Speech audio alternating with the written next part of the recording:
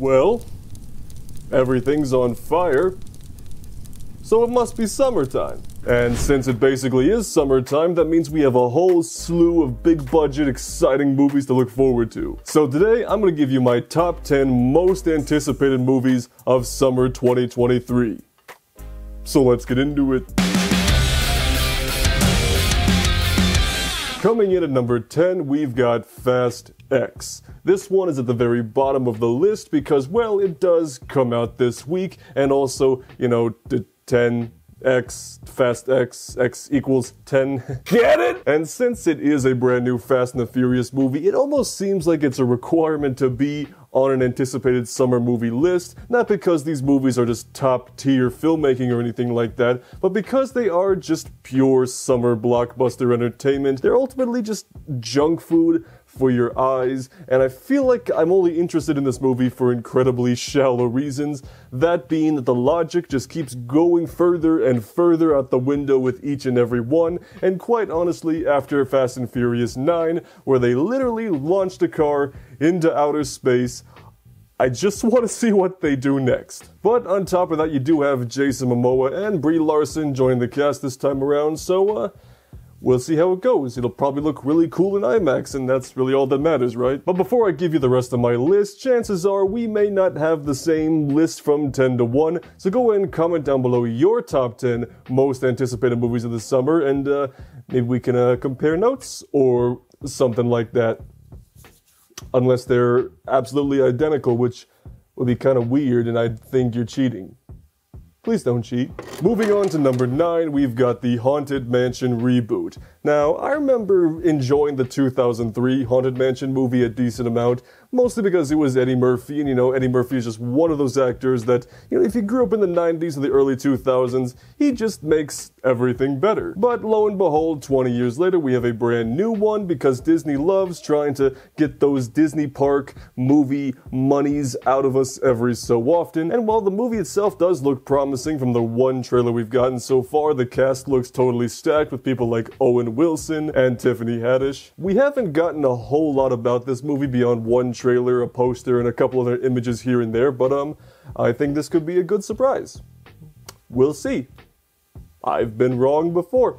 Moving on to number 8, we've got Transformers Rise of the Beasts. Now, like a lot of people, I was kinda done with the Transformers movies after the last night, but then the strangest thing ever happened. A year later, we got Bumblebee with Haley Steinfeld, and I thought to myself, oh, that was actually a really good time. Maybe there's hope for Transformers after all. And so far, with the trailers and the images and all the promotional material, this one actually does look like it could be really interesting, taking place in the 90s, given a real live-action G1 Transformers feel, the introduction of Beast Wars elements in there, and on top of all that, it's got a nice brisk runtime of 1 hour and 57 minutes, so, you know, a nice, well-paced Transformers movie in the middle of summer? Sounds good to me. And at number 7 is Teenage Mutant Ninja Turtles Mutant Mayhem. Now, when it comes to the live-action Ninja Turtle movies we got from a couple years ago, I really enjoyed the 2014 Ninja Turtle movie. Not perfect, and I still prefer the 1990 original live-action Ninja Turtles, but this time we're going animated. The Turtles are actual teenagers this time around. The art style looks absolutely amazing. From the one trailer we've gotten so far, it looks like it's going to be a really fun time, goes back to the basics of the franchise, plus you got characters like Bebop and Rocksteady in there, and you've got someone like Seth Rogen at the helm, which, yeah, I do think he could do a really good job with Ninja Turtles, so, guess we gotta wait till August to find out, but I have faith in them turtles, yo. Moving on to number 6, we've got Barbie. Now, when it was first announced that there was going to be a Barbie movie directed by Greta Gerwig, starring Margot Robbie as Barbie, and then Ryan Gosling as Ken, I was like, that's all I need. Take my money. Just take it now. So not only is the cast and the crew just absolutely stacked for this movie, but it really seems to capture the Barbie aesthetic perfectly. And then seeing Barbie go into the real world is going to be a really intriguing concept. So it seems like she's actually going to be a doll, but she's kind of alive or goes into the real world and becomes like a real human being. I'm not quite sure how that's going to work yet. Quite frankly, I don't want to know too much about this movie before going into it because I think this is going to be a really unique experience, and on top of all that, it comes out the same day as Chris Nolan's Oppenheimer, so let's just all get ready for the greatest double feature of all time. And now we're halfway through the list at number 5 with Mission Impossible Dead Reckoning Part 1. If there's one thing I have learned over the last couple of years, it's that you don't question Tom Cruise.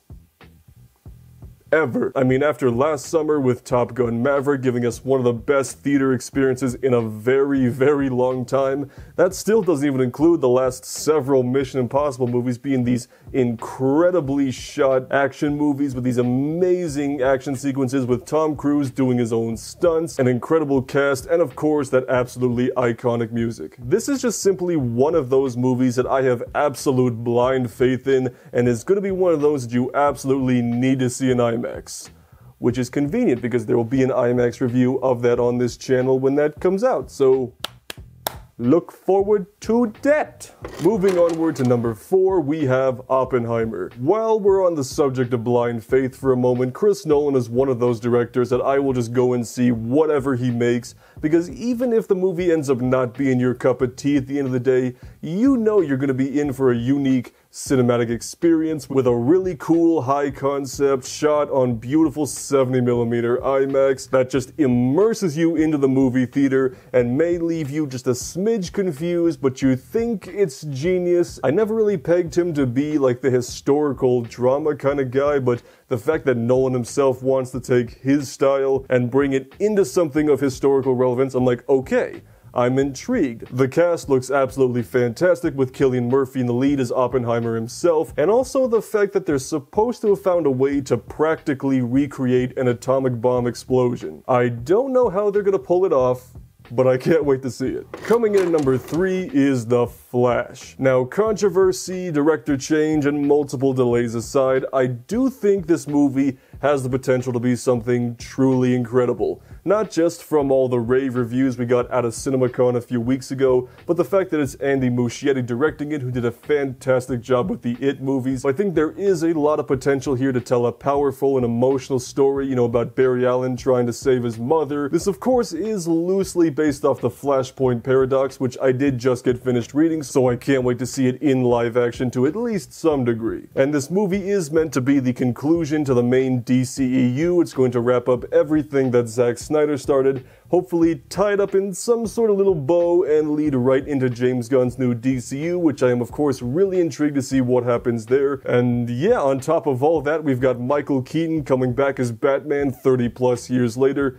If anything, he will probably be the highlight of the movie if nothing else works. But again, I do have faith this movie will pull through in the end. So before we get into my top 2 on this list, let me just start by saying these 2 movies have been my number 1 and number 2 most anticipated movies for pretty much the entire year of 2023. If either of these movies disappoint to any degree, I'm probably going to shave my head, forego all of my earthly possessions, and go live in the mountains for the rest of my life, and you will never see me again. But with that out of the way, my number 2 is going to be Spider-Man Across the Spider-Verse. The first Spider-Verse movie from 2018 was just one of those movies where you walk out of it and go, wow, that was a movie. I love it. I can't stop thinking about it. I need to see it a million more times. It was literally perfect. Everything about that first movie was just incredible. From the art style, which has influenced so many animated projects ever since,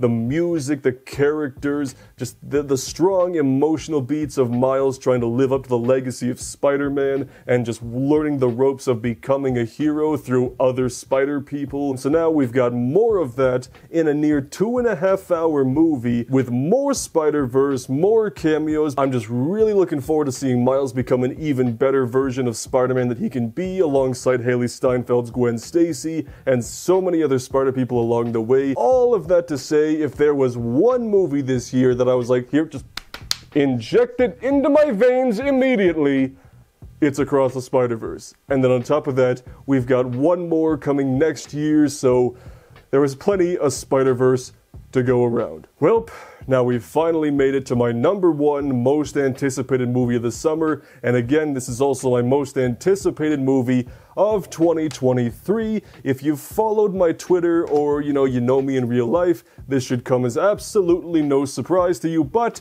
my #1 most anticipated movie of summer 2023 is Indiana Jones and the Dial of Destiny. I am an absolutely massive fan of Indiana Jones. I have been since I was 10 years old when Kingdom of the Crystal Skull came out, and my cousins and I, we were all around the same age. We got into it at the same time. It was this incredible bonding process on top of all the incredible merchandise and video games that came out at the time. It was just a perfect storm of things in that summer of 2008, and that is something that I have carried the last 15 years of my life. This is just one of those movies that every single article that's written about it, every first image from a magazine that comes out, every trailer, yada yada yada, I have just been on top of, looking obsessively because I just cannot wait for this movie. The fact that it's going to be Harrison Ford's last time in the role, so giving the character a proper send-off I think is going to be absolutely incredible. And on top of all that, even though Steven Spielberg himself is not directing this movie, we do have James Mangold at the helm, who directed Logan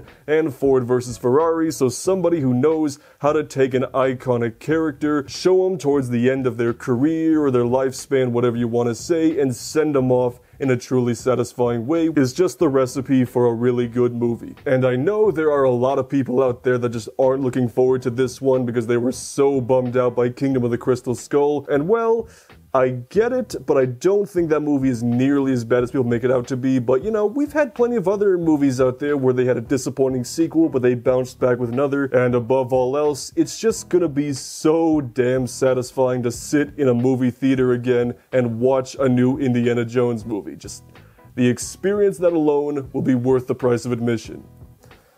But also I hope the movie's good, because otherwise I'm gonna be a little bummed out, but I don't think that's gonna happen. I hope not. So that's all I'm looking forward to for summer 2023. If you want to see another video from me, I got just the thing right here. Otherwise, subscribe if you live talking by movies, and we'll see you on the Brockopp side.